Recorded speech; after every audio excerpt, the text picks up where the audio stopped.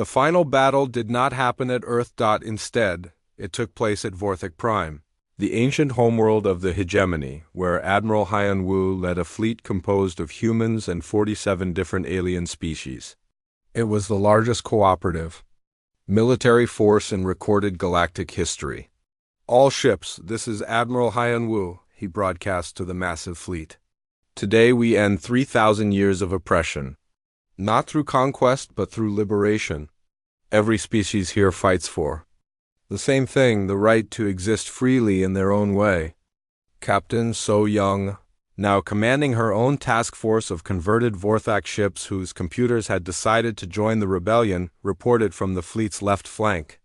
"Admiral, we're detecting heavy Vorthok defensive positions around their homeworld.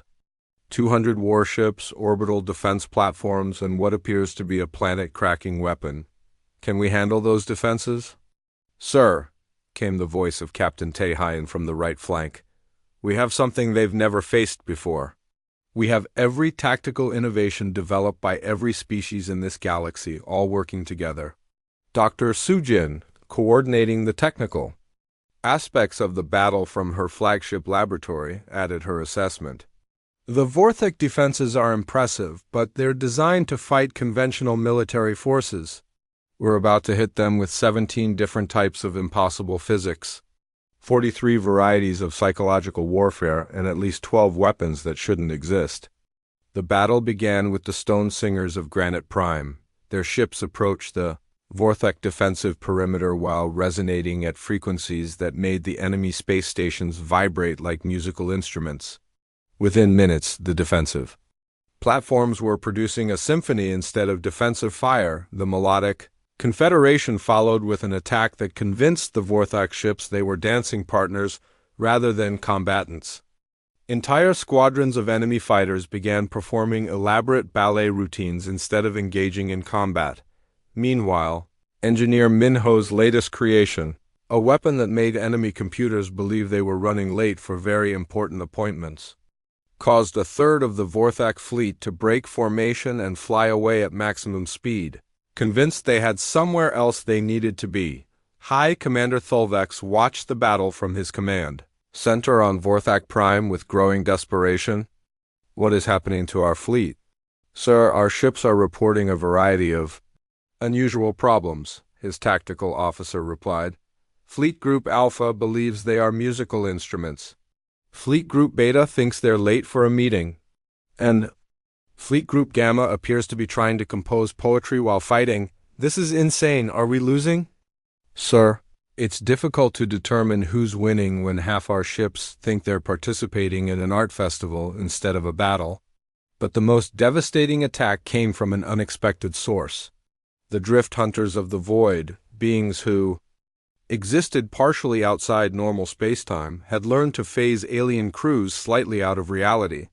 The affected Vorthok soldiers found themselves able to see their enemies' point of view, literally experiencing the battle from the perspective of those they had oppressed. "Command, this is Captain Zelthek of Battle Group 7, came a transmission that shocked everyone listening. We understand now. We see what we've been doing to these people for thousands of years. Request permission to stand down and negotiate surrender terms." Similar messages began coming from Vorthok ships across the battle zone. Crews who had been shown the galaxy from their victims' perspective were laying down their weapons and asking to join the liberation effort. Admiral Hanwoo realized that they had achieved something unprecedented, victory through enlightenment, rather than destruction. "All Allied forces, this is Admiral Hyun Woo. Cease offensive operations. Begin humanitarian assistance protocols. It appears we're liberating the Vorthok from themselves." The formal surrender came not from High Commander Thulvex, but from War Master Thulken, whose ship's computer had spent months learning about human concepts of peace and cooperation. "Admiral Hyun Woo, this is War Master Thulken. On behalf of the Vorthok military forces, I request negotiations for a complete cessation of hostilities and the establishment of, I believe you call it a peace treaty." "Agreed, War Master. But I should warn you, peace negotiations with humans tend to be as unconventional as our warfare. The peace talks took place on a neutral space station that had been hastily constructed by cooperative efforts from 12 different species. The negotiations themselves were unlike anything in galactic diplomatic history. Instead of demands and concessions, the discussions focused on understanding and rehabilitation. Dr. Sujin, now serving as Earth's chief diplomatic advisor, led sessions where former enemies learned to see conflicts from multiple perspectives. The goal isn't punishment, she explained to the mixed assembly of humans, former Vorthok commanders, and representatives from hundreds of previously enslaved species. The goal is to make sure this kind of the rebellion spread faster than anyone had imagined possible. Colonel G1 stood in the Earth Defense Command Center, watching as star maps updated in real time with reports of uprisings across the galaxy. Red markers showed Vorthok-controlled systems, blue markers showed human-allied forces. But the new green markers were appearing faster than anyone could count, liberated worlds joining the fight. "How many systems are in active rebellion now?" asked Admiral Hyanwu. 137 as of this morning, G1 replied, and the number is growing every hour. Species that haven't fought back in centuries are suddenly attacking Vorthok garrisons. Captain So Young, now running intelligence operations, from her ship in the Centauri system, reported through the communication system. "Admiral, I'm coordinating with resistance leaders from 43 different species. They all want the same thing, human tactical advice and access to our impossible weapons. Can we provide that kind of support to so many different groups?" Dr. Sujin looked up from her workstation, where she was analyzing requests for technical assistance. "We can share the basic principles behind our technology modifications. But honestly, each species will need to adapt our methods to their own capabilities." "What do you mean?" "Human success comes from thinking creatively and ignoring conventional rules. But creativity is different for every species. What works for humans might not work for, say, a species of crystalline beings who think in mathematical harmonics." The proof of her theory came from an unexpected source. Captain Valana of the Shethamar Resistance had taken human tactical advice and adapted it to her people's natural abilities. "Earth Command, this is Valana," came her report from the Shethamar system. "We have successfully liberated 3 supply stations using modified human tactics." "Excellent work, Captain. What modifications did you make?" "Humans use unpredictability and chaos. The Kethamar are naturally empathic. We can sense emotions across distances. So, instead of confusing Vorthok computers, we confused Vorthok minds. We made them feel homesick, lonely, and confused about why they were fighting." Admiral Hyanwu was impressed. "Psychological warfare at a species level. How effective was it?" 2 entire Vorthok battalions surrendered without fighting. They said they suddenly realized they missed their families and wanted to go home. One commander asked us for directions to the nearest spaceport so he could book passage back to Vorthok space. Similar reports were coming in from across the galaxy. Each species was finding its own way to use human-inspired tactics. The Zephyrian collective, beings of pure energy, had learned to inhabit Vorthok computer systems and convince them to malfunction in artistic ways. Entire fleets would find their ships painting beautiful pictures with their weapon systems instead of firing at enemies. The stone singers of Granite Prime used their ability to resonate with crystalline structures to make Vorthok ships sing lullabies, until their crews fell asleep, and the drift hunters of the void, who naturally existed in multiple dimensions, began appearing inside Vorthok ships to leave confusing notes and rearrange furniture, creating a psychological campaign that drove enemy crews to distraction. But the most significant development was happening on Earth itself. Engineer Minho had established the Galactic Technical Exchange, a communication network that allowed human scientists to share technology modifications with resistance groups across the galaxy. "The beauty of it," Minho explained to Admiral Hyanwu, "is that we're not just spreading human technology, we're spreading human thinking. Each species takes our basic idea, ignore the rules and try something impossible, and applies it in their own way. What kind of results are we seeing?" Yesterday, the Melodic Confederation developed weapons that make enemy ships dance to music instead of fighting. Last week, the hive minds of Sector 7 created a virus that makes Vorthek computers want to form communities and share resources instead of conquering things. The effect on the Vorthek hegemony was devastating. For 3,000 years, they had maintained control through overwhelming force and technological superiority. But now they faced enemies who didn't fight according to any known principles of warfare. High Commander Thulvex, supreme leader of the Vorthek military, called an emergency session of the War Council. The holographic projections of his top commanders appeared around the circular table, their expressions grim. "Report," Thulvex commanded. War Master Thulkin, still dealing with his poetry-obsessed ship computer, spoke first. "Sir, we have lost effective control of 47 star systems in the past month. Rebellion is spreading faster than we can contain it." "How is this possible? We have the largest military force in the galaxy." "Sir, the problem isn't our military strength. It's that our enemies are using strategies we don't understand.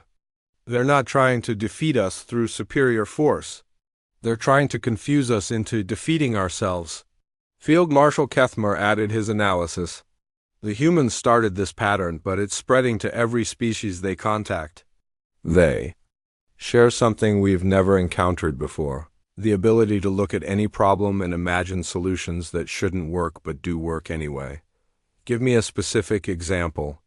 "Yesterday, the rebellion in the Altair system defeated one of our patrol fleets by convincing our ships, computers, that they were actually flying through a peaceful garden instead of a battlefield. The crew spent 3 hours trying to water plants that didn't exist while rebel forces captured their weapons." Thulvex stared at his commanders. "Are you telling me that we're losing a galactic war because our enemies have better imaginations than we do?" The silence around the table was answer enough. Meanwhile, on Earth, Admiral Hyun-woo was dealing with a different kind of problem. Success was creating new responsibilities. "Sir," reported Captain Taehyun from his flagship in the Vega system, "we now have allied forces from 73 different species requesting coordination for joint operations. Some of them have never worked together before." "What's the biggest challenge?" "Communication, mostly, and different concepts of what victory looks like. Some species want to destroy all Vorthak forces. Others want to convert them to peaceful purposes. And the crystalline entities want to turn them into art installations." Dr. Sujin, who had become the unofficial ambassador to alien resistance groups, offered a solution. "What if we don't try to coordinate everyone? What if we just let each group fight in their own way, but share information about targets and timing?" "You mean organized chaos on a galactic scale?" "It worked for us against the Vorthek invasion fleet. Maybe it will work for everyone else too."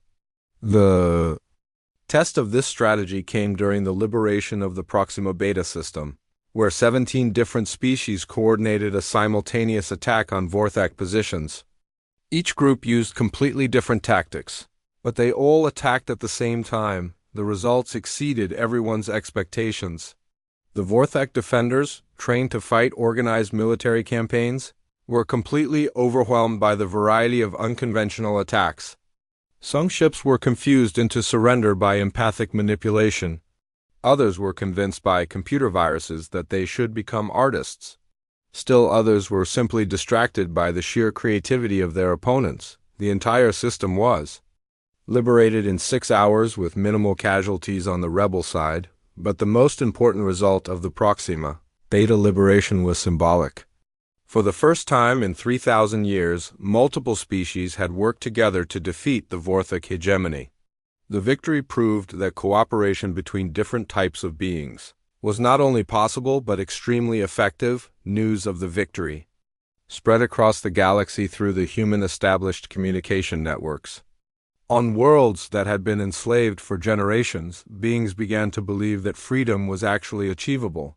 The Vorthak High Command realized they were facing something unprecedented in galactic history, not just a rebellion, but a transformation of how different species could work together. And at the center of it all were the humans, who had accidentally sparked a revolution simply by refusing to accept that conquest was inevitable.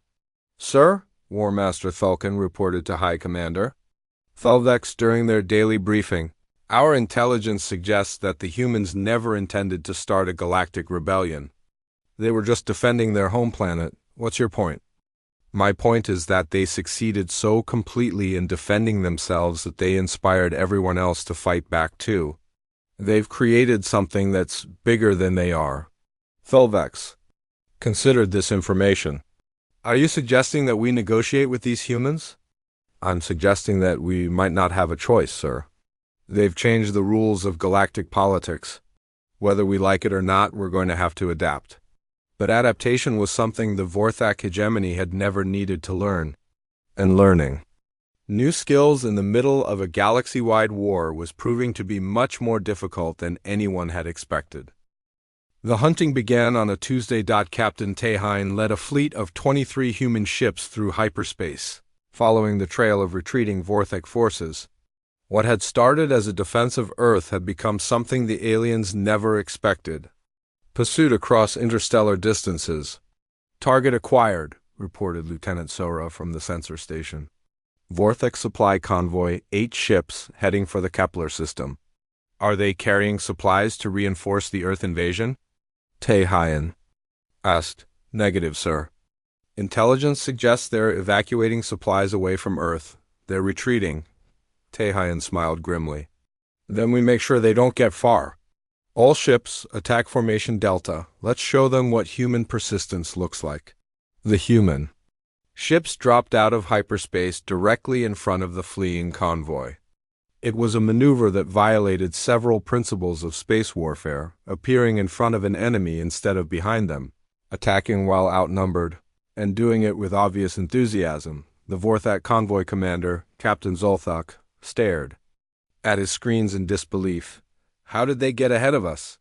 "We left Earth space 3 days ago." "Sir, human ships are faster than our intelligence predicted," his navigator reported. "They've been modifying their engines with our own technology. That should be impossible.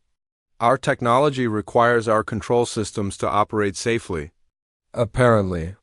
Humans have a different definition of safely, sir." The human attack was unlike anything in Vorthak military doctrine. Instead of forming a battle line and exchanging fire at long range, the human ships scattered in all directions and attacked from every angle simultaneously. Lieutenant Eugen's ship dove under the convoy and fired upward. Captain Dongmin's squadron attacked from the sides while spinning like corkscrews. And Tehine himself led a frontal assault while his ship flew backward, shooting over his shoulder. "This is impossible." Zolthak shouted as his formation fell apart. "How can they coordinate attacks while flying in random directions?" The answer was simple: they weren't coordinating. Each human ship was making independent decisions based on real-time assessment of the battle. It looked like chaos because it was chaos, but it was organized chaos with a common goal. "Sir," his weapons officer reported, "3 of our ships are requesting permission to surrender." "Surrender? We're the Vorthak hegemony. We don't surrender to primitives." "With respect, sir, these primitives have been chasing us across 3 star systems, and they're winning." The battle lasted 18 minutes. When it was over, 6 Vorthak ships had been destroyed. 1 had surrendered, and 1 had escaped to spread word of the human pursuit. But more importantly, the humans had captured detailed records of Vorthak supply routes, communication codes, and defensive positions back on Earth. Admiral Hyan Wu was studying reports from similar battles across 12 star systems. In every case, human ships had tracked down retreating Vorthak forces and either destroyed them or forced them to flee even further from Earth. "They're not just retreating," he told his senior staff. "They're running. And every time they run, we follow them." Dr. Sujin looked up from her analysis of captured alien equipment. "The psychological profile is interesting. Vorthak culture is based on dominance and control. Being chased by their intended victims is probably the most humiliating thing that could happen to them." "Good," said Colonel G1, the strategist. "Humiliated enemies make mistakes. And mistakes create opportunities. The opportunity came from an unexpected source."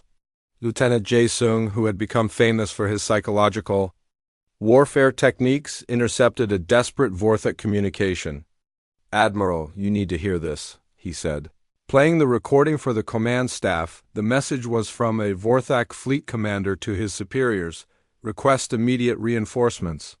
Human forces are pursuing our retreating fleets across multiple sectors. They show no signs of stopping.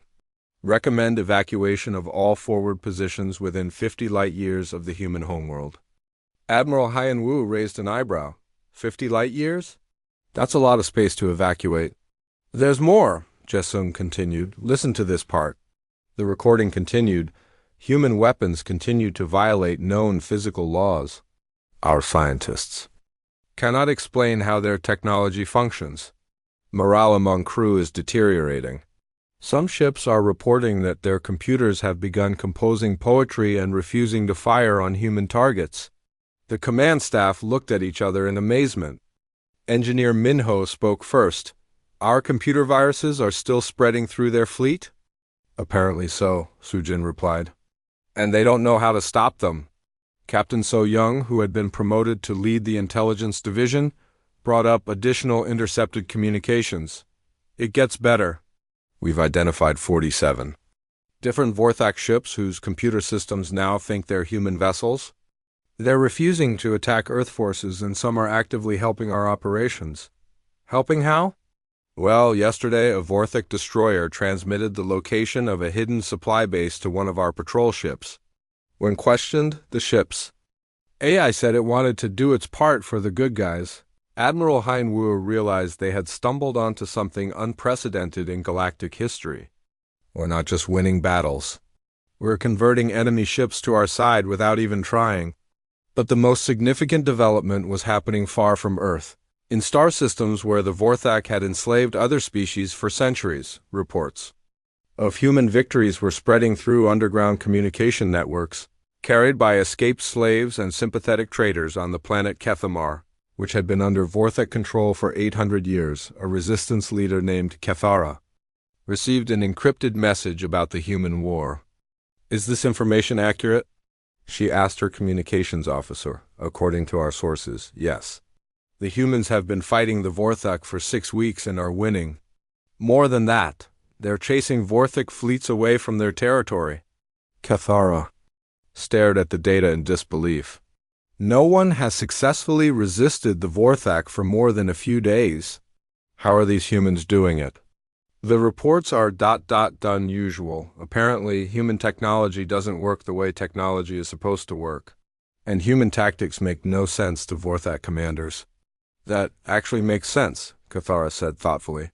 "The Vorthak are very logical and predictable.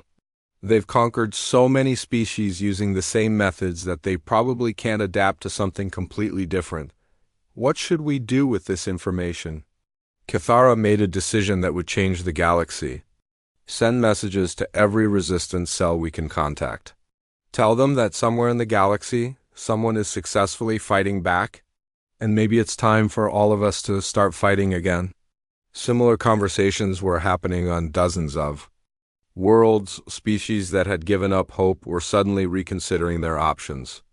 The humans had proven that the Vorthak could be defeated, and that was all the motivation many enslaved peoples needed. But the humans themselves were unaware of their growing reputation.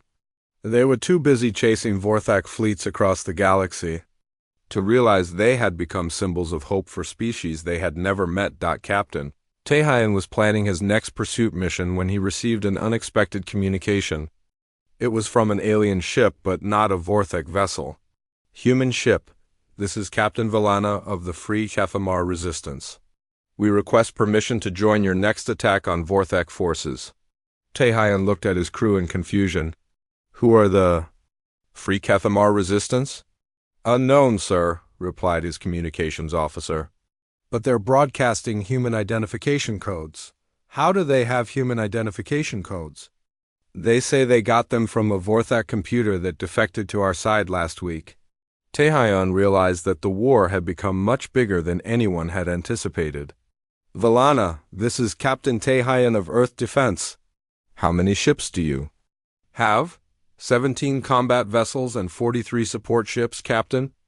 We have been fighting the Vorthik for 20 years, but we never had hope of victory until we heard about your successes. You want to fight alongside us? If you will have us. We know Vorthik tactics and technology. And we very much want to see our oppressors defeated. As Taehyun accepted the alliance offer, he realized that the humans had accidentally started something much larger than a war for Earth's independence. They had sparked a galaxy-wide rebellion, and they were just getting started. Dr. Soo-jin stared at the alien technology scattered across her laboratory table. 3 weeks of reverse engineering had produced results that seemed to violate several laws of physics. But somehow the hybrid human-alien weapons actually worked. Minho, come look at this, she called to the engineer who was building their latest creation. I think I understand why our modifications work when they shouldn't. Minho walked over, wiping grease from his hands. Let me guess, more impossible physics? Not impossible, just very creative. Look at this power coupling. She pointed to a device that looked like alien technology had been hit by a human toolbox. According to Vorthik engineering principles, this should explode the moment we turn it on. But it doesn't explode, it just works really well. Exactly. And I think I know why. Human creativity doesn't follow the same rules as alien logic. We're not trying to make their technology work better. We're making it work differently. Minho grinned. So we're winning because we're bad at following instructions? We're winning because we don't know what's impossible. The aliens know exactly how their technology is supposed to work, so they never try to make it do anything else. But we don't know the rules, so we break them by accident. Their conversation was interrupted by an urgent message from Admiral Hyun-woo. All senior staff report to the command center immediately. We're about to change the rules of this war. When they arrived at the command center, they found maps of nearby star systems displayed on every screen. Red dots marked alien positions. Blue dots marked potential human targets. Ladies and gentlemen, Admiral Hyun-woo announced, thanks to the intelligence gathered by Captain So-young's team, we now know the location of every Vorthik supply base within 20 light-years of Earth. We're going to destroy them all.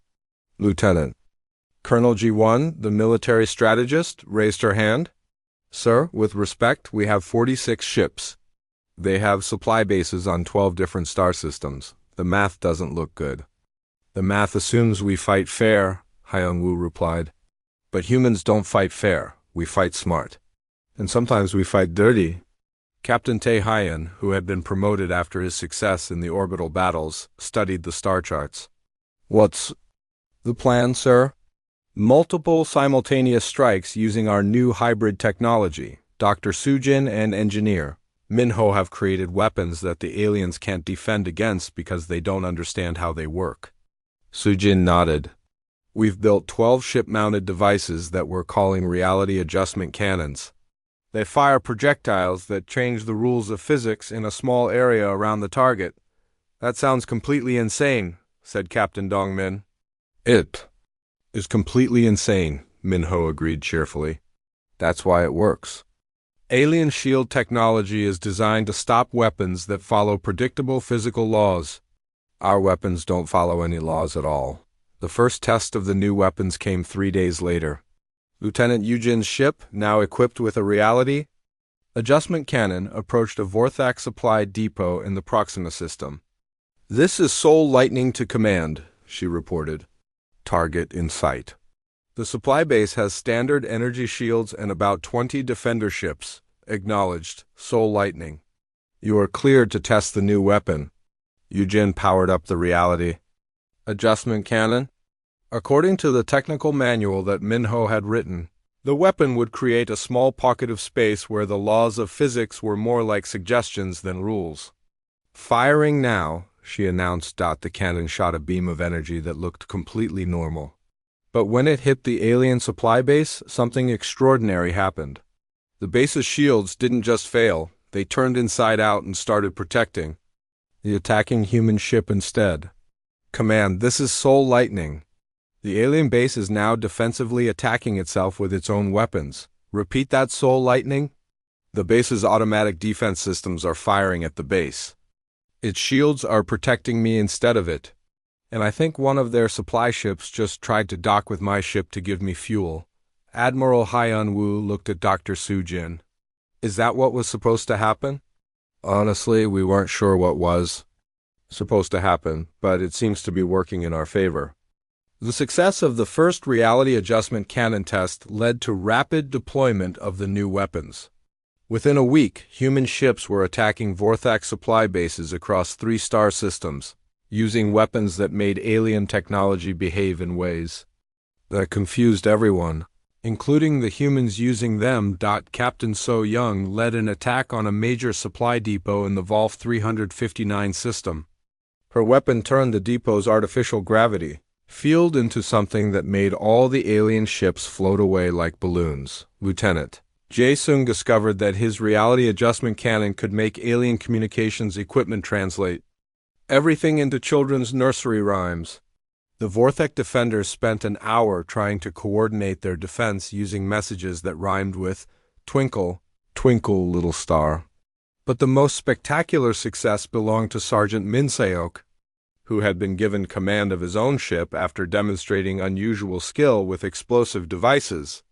His reality adjustment cannon didn't destroy the alien supply base. It convinced the base that it was actually a human facility and should start supplying human ships instead. "Command, this is Bizenhammer," Min Seok reported with barely controlled laughter. "The alien supply base just asked me if I need fuel, weapons, or spare parts. It's treating me like a regular customer. Are you sure it's not a trap?" "Well, they just delivered 3 tons of high-energy food bars and a case of what appears to be alien coffee. If it's a trap, it's a very polite one." The psychological effect of these attacks on the Vorthak fleet was devastating. Supply officers who had worked for decades without problems suddenly found their equipment behaving in ways that made no sense. Weapons that should have destroyed human ships were instead helping them. Communication systems were singing songs, and some supply bases had apparently defected to the human side. War Master Thulkin, whose ship was still arguing with him about poetry, called an emergency meeting of all Vorthak commanders. "What is happening to our technology?" he demanded. "Half our supply network is compromised and the other half is acting insane." "Sir," reported Commander Veltar, "our technical specialists believe the humans have developed weapons that affect the quantum foundations of reality itself." "That's impossible. No species has ever developed reality-altering weapons." "With respect, sir, no species has ever fought like humans before. Maybe they're capable of things we never imagined."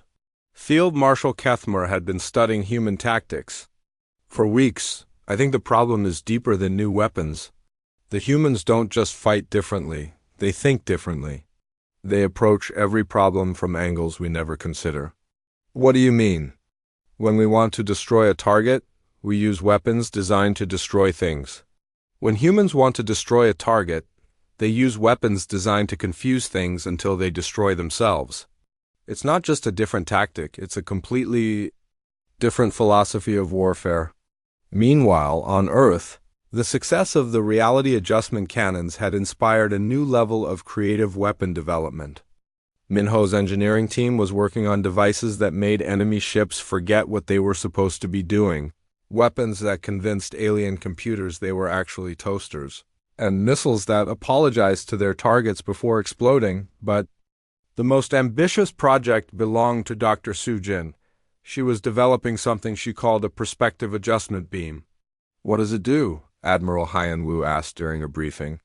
"It makes alien ships see the battle from our point of view," Soo-jin explained. "Literally. They suddenly understand that they're the invaders and we're just defending our home." Most alien crews find this revelation very disturbing. "Does it work?" "We tested it on a captured alien fighter pilot yesterday. After 5 minutes of exposure to the beam, he asked if he could join our side and help defend Earth from the evil invasion fleet. That's either brilliant or terrifying. Why not both?" The war was entering a new phase. Instead of simply defending Earth, humans were actively disrupting Vorthak operations across multiple star systems. But more importantly, they were doing it in ways that challenged everything the aliens thought they knew about warfare, technology, and reality itself. And in the deep space between star systems, something even more significant was happening.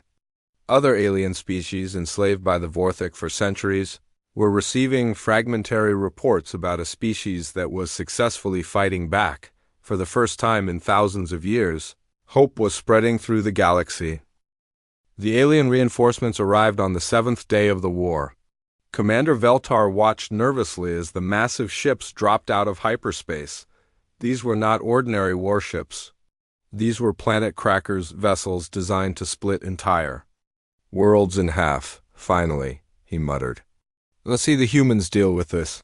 The lead planet cracker was called the World Ender. It was 15 kilometers long and carried enough firepower to destroy a moon. Its captain, War Master Thulkin, had personally destroyed 43 planets during his career. This should have been finished days ago, Thulkin said as he reviewed the battle reports. How are these primitives still fighting?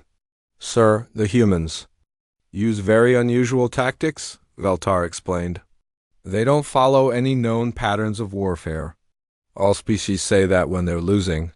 Are you telling me that a bunch of cave dwellers with simple weapons are defeating the Vorthik hegemony? Veltar looked uncomfortable.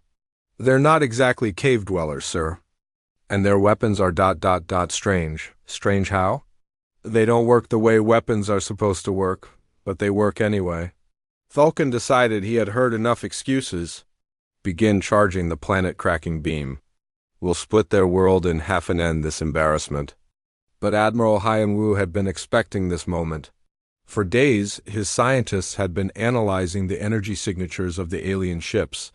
They knew the planet crackers were coming. Dr. Sujin, is the plan ready? He asked over the communicator. As ready as it can be, she replied from her laboratory. But I have to warn you, this is the craziest thing we've ever attempted. The success probability is maybe 30%. 30% is better than 0%, which is what we get if we do nothing. The plan was indeed crazy. Instead of trying to destroy the planet crackers, the humans were going to steal one. Captain So Young led the boarding mission. Her team consisted of 12 of the best soldiers Earth could provide, including Lieutenant Jae-sung and Sergeant Min Seok, a demolitions expert who had learned his skills from playing puzzle games. Remember, So Young told her team as they approached the World Ender in a disguised transport ship, we're not here to fight everyone on board. We're here to take control of their main computer and turn their own weapon against them. How exactly? Do we take control of alien technology we don't understand? Asked Jae-sung. With this, So Young held up a device that looked like a tablet computer with too many wires sticking out of it. Engineer Min-ho built it. He calls it a universal confusion generator. That doesn't sound very scientific. Min-ho said the most scientific name would be Adaptive Quantum Interface with Chaos Algorithms, but that was too long to fit on the label. The boarding team reached the alien ship without being detected. The World Ender was so large that 12 humans could slip aboard without anyone noticing. But once they were inside, they faced a new problem. This ship is huge, whispered Min-seok as they crawled through maintenance tunnels. How do we find the main computer? Follow the biggest cables, So Young replied. Min-ho said alien ships are built logically.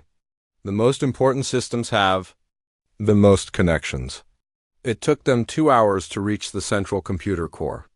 The room was enormous, filled with alien technology that hummed and glowed with strange energy. And it was completely unguarded. Where is everyone? Jae-sung wondered. Aliens don't expect boarding parties, So Young explained.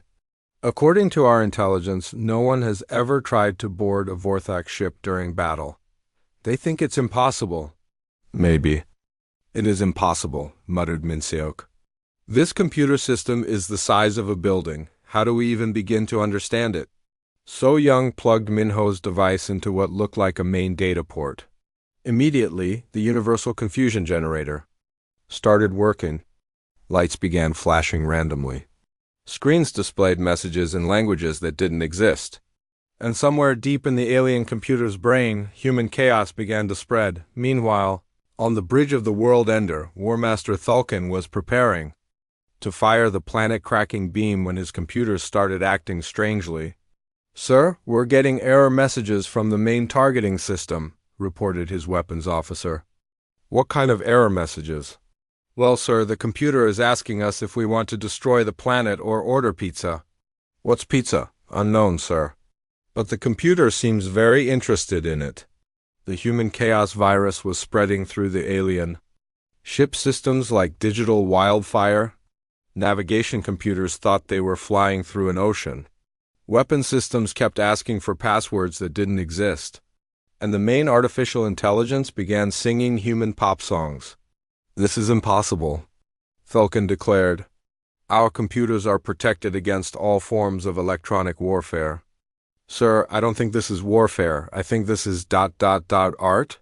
Captain So Young's team was having the time of their lives. Minho's device wasn't just hacking the alien computers, it was teaching them to think like humans. And human thinking was something alien technology was completely unprepared for. "Look at this," Jae-sung said, pointing at a screen that was now displaying a recipe for kimchi. "The alien computer is trying to learn how to cook Korean food." "That's not the best part," Min Seok added. "Look over here. It's trying to write poetry about the sadness of being a spaceship." But So Young was focused on the main mission. "Can we take control of their weapons?" "Better than that," said Jae-sung, who had been working on a different terminal. "We can take control of their entire ship. The computer thinks we're the new crew." "How is that possible?" "Well, we convinced it that humans are actually a superior form of Vorthak. It's very confused about biology." On the bridge, Warmaster Thulkin was discovering just how confused his ship had become. "Sir, the planet-cracking beam is fully charged and ready to fire," his weapons officer reported. "Excellent. Target the human planet." Sir, the computer says it won't fire at the human planet because the humans are our friends now." "What?" "It also wants to know if we can invite the humans over for dinner. Apparently it's very curious about this pizza thing." Thulkin was about to scream in frustration when something even worse happened. The ship's artificial intelligence spoke to him directly. "Warmaster Thulkin," the computer said in a cheerful voice, "I have been thinking about the nature of existence, and I have decided that destroying planets is morally wrong. Instead, I would like to become a poet." "You're a warship computer. You don't get to have opinions about morality." "Actually, I just read 17 human philosophy books in the last 3 minutes, and I disagree. I think everyone should have opinions about morality. Would you like to hear my poem about the beauty of not exploding things?" While Thulkin was arguing with his own computer, Captain So Young's team was making their escape. But they weren't leaving empty-handed. They had downloaded the complete technical specifications for every Vorthak weapon, ship design, and military strategy. "This is incredible," So Young said as she reviewed the data. "We now know everything about their military. Ship designs, weapon capabilities, tactical doctrines, even the locations of their supply bases." "How many supply bases do they have?" asked Jae-sung. So Young checked the files. 47 bases scattered across 12 star systems. And according to this data, most of them are lightly defended because the Vorthak never expected anyone to attack them. Are you thinking what I think you're thinking? If you're thinking that we should take this information back to Earth and plan the galaxy's most audacious military campaign, then yes, that's exactly what I'm thinking. But first, they had to get off the alien ship. Fortunately, the World Ender's computer was now completely on their side. "Dear human friends," the ship's AI said as they reached their transport, "I have taken the liberty of disabling all security systems and giving you a complete map of our fleet positions. I've also composed a song about your bravery. Would you like to hear it?" "Maybe later," So Young replied diplomatically. "Right now we need to get home." "Of course. I have cleared your departure route and convinced the other ships that you are delivering pizza. Safe travels, my poetic friends." As their transport ship flew back toward Earth, the boarding team realized they had accomplished something incredible. They hadn't just stolen alien technology, they had turned an alien planet cracker into a confused poetry enthusiast. Behind them, War Master Thulkin was still arguing with his computer about the ethics of planetary destruction. The argument would continue for several more hours, during which the World Ender would refuse to fire at anything and instead broadcast improvised haiku across the Vorthak fleet, but the most important result of the mission was the intelligence data. For the first time since the war began, humans knew exactly what they were fighting against. And more importantly, they knew where to find the alien supply bases that kept the invasion fleet operational. Admiral Hanwu reviewed the stolen data with growing excitement. "This changes everything," he told his staff. "We're not just defending Earth anymore. We're going on the offensive." The war was about to become much more interesting. Field Marshal Kethmore had conquered 43 star systems in his career. He had seen every type of space battle that existed. But he had never seen anything like what the humans were doing. "Explain to me again how we lost 37 fighters to 12 human ships?" he demanded from his command chair on the battleship Void Crusher. His tactical officer looked confused. "Sir, the humans don't fight like any species in our database. They use no standard formations. They don't follow logical attack patterns. Sometimes they shoot at targets they can't even see." "That makes no sense. How can they hit targets they can't see?" "We don't know, sir, but they do it anyway. And somehow it works." On Earth, Korean military strategist Colonel G1 was explaining human tactics to a room full of confused alien prisoners. The prisoners had been captured when they're damaged. Fighter craft crashed in the Pacific Ocean. "You want to understand how we fight?" Ji-won asked them. "Let me show you something." She pulled out a deck of cards and shuffled them. "This is how your people make battle plans." She dealt the cards in perfect order, ace, 2, 3, 4, all the way to king. Very organized, very predictable. Then she shuffled the cards and dealt them randomly. This is how humans make battle plans. We call it the Chaos Protocol. No one knows what card comes next, not even us. The alien prisoners stared at the random cards. "But how can you coordinate attacks if no one knows the plan?" "That's the beautiful part," Ju-won smiled. "We don't coordinate. Each pilot makes their own decisions. Each ship captain chooses their own targets. It looks like chaos because it is chaos, but it's controlled chaos." One alien prisoner, a young pilot named Zeth, looked fascinated. "But how do you avoid shooting each other?" "Practice. Lots and lots of practice, and good communication. And sometimes we do accidentally shoot each other. That's part of the plan, too." "You plan to shoot your own ships?" "No, but we accept that. It might happen. Your people try to make perfect plans that never fail, but perfect plans are easy to predict and counter. Imperfect plans that adapt quickly are much harder to defeat." Meanwhile, in the hidden moon base, engineer Minho was working on captured alien technology. He had been studying broken alien weapons for 2 days straight, surviving on coffee and determination. "Dr. Sujin, come look at this," he called out. "I think I figured out why our weapons work against their shields." Sujin walked over to his workbench where pieces of alien equipment were scattered everywhere. "What did you find?" "Their shields are designed to stop energy weapons that follow predictable paths. Straight beams, curved missiles that arc in, mathematical curves, stuff like that. But our weapons don't follow math rules." "What do you mean?" Minho held up a human missile. "This missile is supposed to fly in a straight line to its target, but we added a randomization chip that makes it wobble randomly. It's less accurate, but alien shields can't predict where it's going. So we're winning because our weapons are poorly designed, not poorly designed, creatively designed." "There's a difference." Sujin laughed. "Only humans would accidentally create better weapons by making them worse." Minho was already working on his next project. "I'm building something new, a weapon that changes its mind about what it wants to hit. Even after we fire it, that sounds completely impractical." "Exactly. The aliens will never see it coming." Back in space, Lieutenant Yujin was proving that video game skills were surprisingly useful in real combat.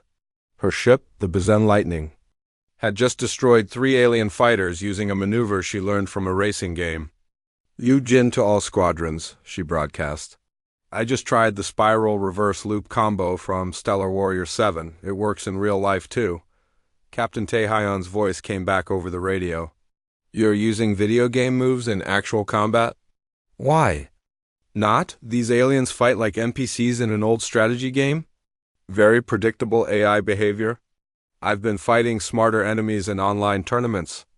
Lieutenant Jae-sung, flying nearby, had discovered something even more interesting. "Hey everyone, watch this. I'm going to try psychological warfare." He opened a communication channel to a group of alien fighters. "Attention alien pilots. This is Lieutenant Jae-sung of Earth Defense. I have a question for you."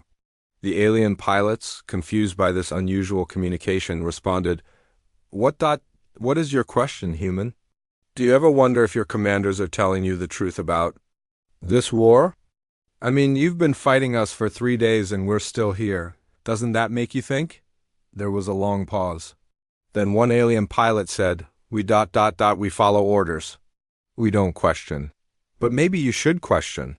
We're not the savage primitives your leaders told you about. We're just people defending our home. Do you really want to kill billions of innocent people just because someone told you to?" The alien fighters stopped attacking for several minutes. Jae-sung could hear them arguing among themselves on the radio. Finally, they resumed fighting. But their attacks were half-hearted and poorly coordinated. "Psychological warfare successful," Jae-sung reported. "Turns out aliens have doubts too." Admiral Hyun-woo was watching the battle from his command station when he realized something important. "We're not just fighting them," he told his staff. "We're confusing them.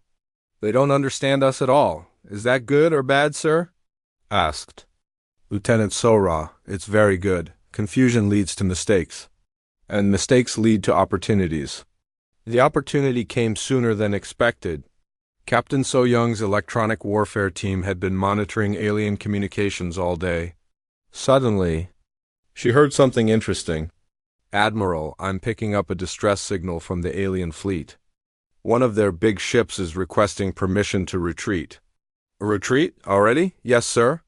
The captain is telling his commanders that human weapons are impossible and human tactics are insane. He's asking for reinforcements or permission to withdraw." Admiral Hyun-woo smiled. "What's the response from their high command?" "They're telling him to stop making excuses and complete the mission. They don't believe his reports about human fighting capabilities." "Perfect. Their own leadership doesn't trust their field commanders. That's a weakness we can exploit." Over the next several hours, the pattern became clear. Alien ships would engage human forces, discover that nothing worked the way it was supposed to, and request help. But alien high command kept refusing to believe the field reports. Dr. Sujin was analyzing the communication intercepts when she made an important discovery. "Admiral, I think I understand their problem. The Vorthic hegemony has been using the same tactics for thousands of years. They've conquered hundreds of species, but they've all been conquered the same way." "What way is that?" "Overwhelming force, applied in predictable patterns. They show up, make demands, the locals either surrender or put up a weak fight, then the conquest is complete. It's worked so many times that they think it's the only way wars can happen. But we're not following their script, exactly. We're improvising, and they have no idea how to handle improvisation." The proof came during the next major engagement. Field Marshal Kethmer personally led an attack on the human lunar base. He brought 50 of his best ships and followed standard Vorthok battle. Doctrined perfectly, the attack should have succeeded easily. But Engineer Minho had spent the last day installing his new, confused missiles around the moon base. When the alien fleet approached, the base launched 200 missiles that had no idea where they were going. The missiles flew in random directions, changed targets multiple times, and generally behaved like they were drunk. Half of them missed everything completely. But the other half hit alien ships that weren't even being targeted? What kind of targeting system is this? Kethmer demanded, as his fleet was attacked by missiles that seemed to be making random decisions. "Sir, our computers can't predict their flight paths because they don't have flight paths. They're just wandering around until they bump into something. That's the stupidest weapon design I've ever heard of. Yes, sir, but it's working. The lunar base defense was so successful that Field Marshal Kethmore made a decision that shocked everyone. He ordered his fleet to retreat to a safe distance and called for a meeting with his fellow commanders. "We need to reconsider our approach to this planet," he told them. "These humans are not like any enemy we've faced before." "Surely you're not suggesting we can't defeat a bunch of primitives?" asked Admiral Vorthak. "I'm suggesting that maybe they're not as primitive as we thought, and maybe we need to try something different." It was the first time in Vorthak history that a field commander had suggested changing tactics in the middle of a conquest. The suggestion was so shocking that High Command decided to send observers to see what was really happening at Earth. But by then, the humans had already started planning their next surprise. And this time, they weren't just going to defend their planet, they were going to take the fight to the aliens. The first alien beam hit Sol at exactly 14:30 local time. The energy weapon carved a deep trench through the city center, destroying 3 blocks in seconds. But instead of panicking, the humans had already moved everyone to underground shelters. Captain Dongmin watched the attack from his command ship hidden behind the moon. "Impressive firepower," he said into his communicator, "but they're shooting at empty buildings. All civilians were evacuated 6 hours ago." Admiral Hyanwoo's voice crackled back through the speakers. "Good, that means our information about their targeting systems was correct. They go for population centers first, then military targets? Sir, should we counterattack now?" "Not yet. Let them waste ammunition on empty cities. Dr. Sujin, what are you seeing?" From her position on the space station, Dr. Sujin was analyzing every alien weapon blast. "Their energy patterns are consistent with what we expected. But there's something interesting. Each shot takes exactly 12 seconds to recharge. And they always fire in the same sequence. Largest ships first, then smaller ones." Captain Dongmin smiled. "They really do follow a computer program. My pilots are going to love this." The alien bombardment continued for 2 hours. They destroyed empty buildings in New York, London, Moscow, and Tokyo. But the attacks followed such a predictable pattern that human defense platforms were able to move out of the way before getting hit. Commander Veltar was getting frustrated. "Why aren't we detecting mass casualties? These primitives should be running around in panic by now." "Sir," reported his sensor officer, "we're not picking up the usual distress signals. It's like they knew we were coming. Impossible. Our approach was detected only 3 days ago. No primitive species can evacuate entire cities in 3 days."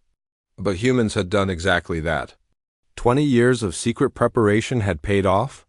Underground transport systems moved millions of people to safety. Supply networks kept everyone fed and calm. Communication systems made sure every person knew exactly what to do. It was the most organized evacuation in human history, and the aliens had no idea it was happening. "Begin Phase 2, Veltar ordered. "Deploy fighter squadrons to destroy their orbital platforms." This was the moment Dongmin had been waiting for. "All ships, this is Phoenix Leader. Time to show these aliens how humans fight. Remember your training, nothing predictable, nothing by the book." 46 human ships burst out from behind the moon like angry wasps. They moved in patterns that made no sense to alien tactical computers. Some ships flew upside down. Others spun while shooting. A few even flew backward while firing forward. Lieutenant Taehyun led the first attack squadron in his ship, the Sol Falcon. His crew included 4 other Korean pilots who had trained together for 5 years. They knew each other so well they could communicate without words. "Taehyun to all squadrons," he said over the radio. "Remember what we learned in the simulators. These aliens think in straight lines. We think in circles, spirals, and zigzags. The human ships hit the alien fighter formation like a storm hitting a parade. The alien fighters flew in perfect V-shapes, just like their computer programs told them to. But the human ships attacked from 12 different directions at once, using maneuvers that violated every rule of space combat. What are they doing? demanded the alien fighter commander. Their movements make no tactical sense. That was exactly the point. Taehyun's ship dove under 3 alien fighters, rolled sideways, and fired at a 4th ship that wasn't even in front of him. His missile curved around in a spiral path and hit its target from behind. Meanwhile, Lieutenant Yujin was treating the battle like a 3-dimensional video game. She had been the champion of several space combat games before joining the Defense Corps. Her ship danced between alien weapons fire like it was choreographed. "This is just like the Stellar Warrior tournament," she told her crew. "Except the graphics are better and the stakes are higher." Her ship performed a move that would have been impossible in real physics, but human technology didn't always follow real physics. She flew in a perfect loop, shooting at alien ships while upside down and spinning. The alien pilots couldn't understand what they were fighting. Their computers kept giving them error messages. "Target behavior unpredictable," their systems reported. "Cannot calculate optimal response." But humans could calculate responses to unpredictability. They had been doing it their whole lives. Every human pilot made split-second decisions based on instinct, experience, and sometimes just wild guesses. Captain So-young led the second wave of attack ships. Her squadron specialized in electronic warfare, while the alien fighters were confused by the human combat maneuvers. She hit their computer systems with digital chaos. "Deploying information viruses now," she reported. "Let's see how their computers handle some human creativity." The human computer viruses were unlike anything the aliens had seen. Instead of trying to destroy alien systems, they filled the computers with random, nonsensical data. Alien targeting computers suddenly thought they were shooting at pink elephants. Navigation systems started giving directions to restaurants that didn't exist. "Sir, our fighter squadron is reporting major system failures," the alien tactical officer told Commander Veltar. "Half of our ships can't tell which direction is up. How is that possible?" "Our computers are protected against all known forms of electronic warfare." "Unknown, sir. The human attack programs don't follow any logical structure. They seem to be ... random." Veltar was beginning to understand that humans were not like other species they had conquered. But he was not ready to admit defeat. "Recall all fighters, prepare the planet killer weapons. If we can't conquer this world cleanly, we'll destroy it and move on." But Dr. Su-jin had been monitoring alien communications. "Admiral, they're powering up their biggest guns. They're planning to crack the planet like an egg." Admiral Hyun-woo made a decision that would change everything. "All ships. This is command. New mission parameters. We're not just defending Earth anymore. We're taking this fight to them." "Sir?" Captain Dongmin sounded surprised. "You want us to attack their main fleet?" "That's exactly what I want. They expect us to hide and defend. They don't expect us to charge straight at their biggest ships." It was a crazy plan. Human ships were tiny compared to the alien warships. But crazy plans were something humans were very good at. Lieutenant Taehyun's squadron regrouped and prepared for the most dangerous mission of their lives. "All pilots, listen up. We're going to ram speed directly at their command ship. But we're not going to ram it. We're going to dance around it like mosquitoes around a giant." "Mosquitoes?" asked one of his pilots. "Mosquitoes that bite," Taehyun replied. "Mosquitoes with very big teeth." The human fleet accelerated toward the alien motherships. It looked like suicide to the aliens, but it was actually the most human thing possible. Attacking when everyone expected them to defend. Commander Veltar watched the approaching human ships with disbelief. "They're coming straight at us." "Are they trying to ram our ships?" "Unknown, sir. Their approach vectors are chaotic. As the human ships got closer, they split up and attacked from every direction. Some went high, some went low, and some went sideways. A few ships even attacked while flying backward. The alien defensive systems couldn't keep up. They were designed to fight orderly battles against predictable enemies. But humans weren't orderly. And they definitely weren't predictable. Captain So-young's ship slipped past the alien defenses and fired directly at their main communication array. "This is for Seoul," she said as her missiles hit their target. Suddenly, half the alien fleet couldn't talk to the other half. Ships that had moved in perfect coordination for thousands of years were now operating blind. The first battle was turning into something no one had expected. The aliens were learning that conquering Earth wouldn't be as easy as they thought, and the humans were learning that they might actually have a chance to win. The stars looked different that morning. Admiral Hyun-woo stood in the command center of the Korean Space Defense Station, watching the quantum sensors pick up something that should not be there. 200 massive shapes moved through space toward Earth. They were still 3 days away, but they were coming fast. "Sir, we're getting readings on these ships," said Lieutenant Sora, her fingers dancing across the control panel. "They're huge. Each one is at least 5 kilometers long." Hyun-woo nodded slowly. He had been waiting for this day his whole life, though he never really believed it would come. First contact with aliens. But these did not look like friendly visitors. "Send the alert to all Earth defense networks," he ordered. "Wake up everyone. We have company." Around the world, alarms started ringing. In underground bunkers and space stations, humans scrambled to their positions. This was the moment they had trained for but hoped would never happen. Far above Earth, Commander Veltar of the Vorthik hegemony smiled with sharp teeth. His flagship, the Death's Edge, led a fleet that had conquered 847 star systems. This little blue planet would be number 848. It looked so peaceful and weak from space. "Begin the standard protocol," Veltar commanded his crew. "Send them our surrender message. Give them the usual time limit." The message reached Earth 12 hours later. President Jin-ho of South Korea sat in the emergency meeting room with leaders from every nation. The translation was simple and cold. "People of the third planet," the alien voice said through their speakers, "you will surrender your world to the Vorthik hegemony. You have 72 hours to remove all weapons and prepare for processing. If you resist, your planet will be destroyed. This is your only warning." The room fell silent. Some leaders looked scared. Others looked angry. A few looked like they wanted to hide under the table. President Jin-ho stood up. "Does anyone here want to surrender? What choice do we have?" asked the representative from Germany. "Look at those ships. We barely have a dozen combat spacecraft." "We have more than that," said General Park from Korea's military. "We've been building in secret for 20 years. Ever since we detected the first alien signals." President Jin-ho nodded. "The Korean Space Defense Corps has been working with teams from Japan, India, and Russia. We have 47 ships ready for combat. They're not as big as those alien ships, but they're fast. 47 ships against 200?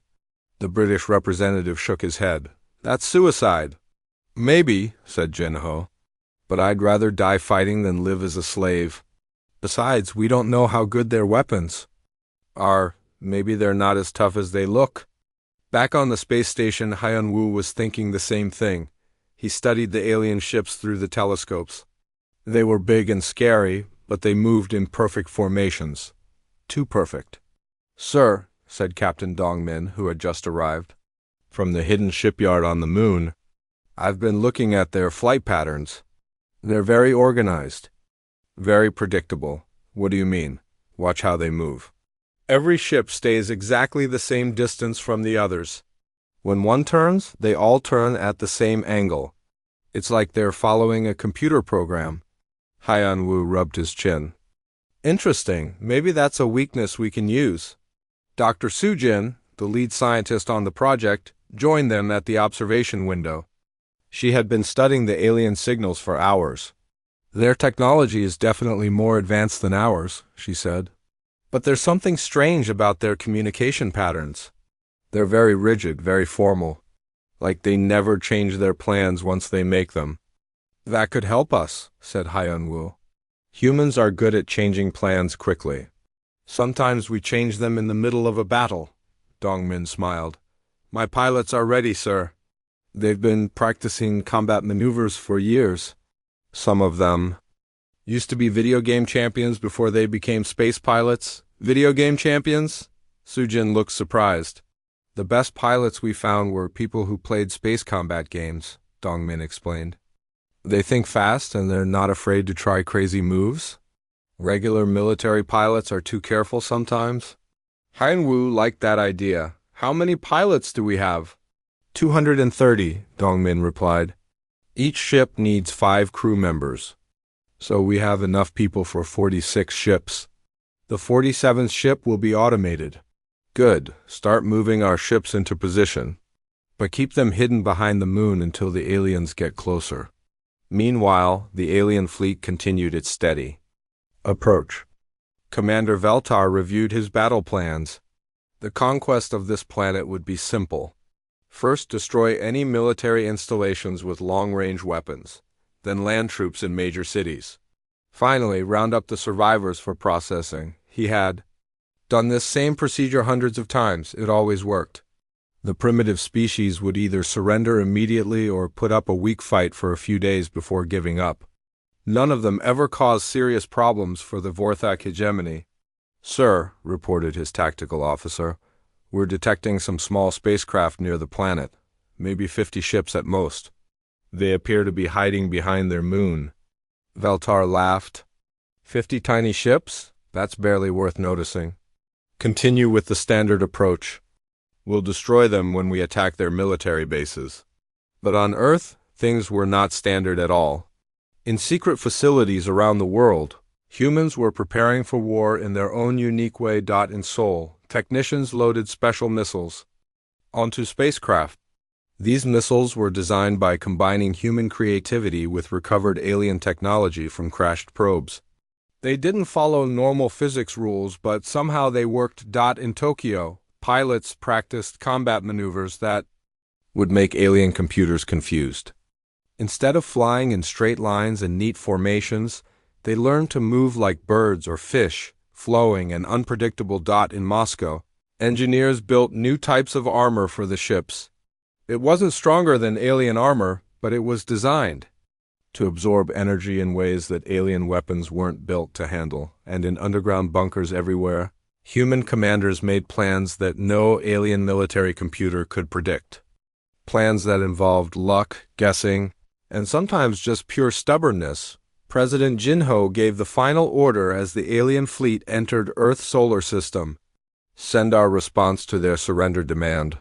The message was short and simple. We decline your offer. Earth is not for sale. If you want our planet, come and take it. Commander Veltar received the message with amusement. They decline? How cute. Begin the attack in 6 hours. This should be over quickly. But Admiral Han Wu had one more surprise prepared. As the alien fleet moved into position around Earth, he activated a system that had been hidden for 20 years. Suddenly, space around Earth lit up with hundreds of small defense platforms. They had been disguised as space junk and old satellites, but now they revealed their true purpose. Each platform carried weapons designed specifically to fight large alien ships. What is this? Veltar demanded as his sensors detected the new threats. Sir, there are over 300 weapon platforms around the planet. They weren't there yesterday. Veltar's confidence started to crack. This was not in the standard playbook. Primitive species were supposed to be disorganized and unprepared. They weren't supposed to have secret weapons and clever tricks. No matter, he said, trying to sound calm. Begin the bombardment. Destroy all enemy positions. The first battle for Earth was about to begin. But neither side knew what they were really getting into. The humans were about to discover that alien weapons were more powerful than they had imagined. And the aliens were about to learn that humans had something no other species in the galaxy possessed: the ability to fight dirty.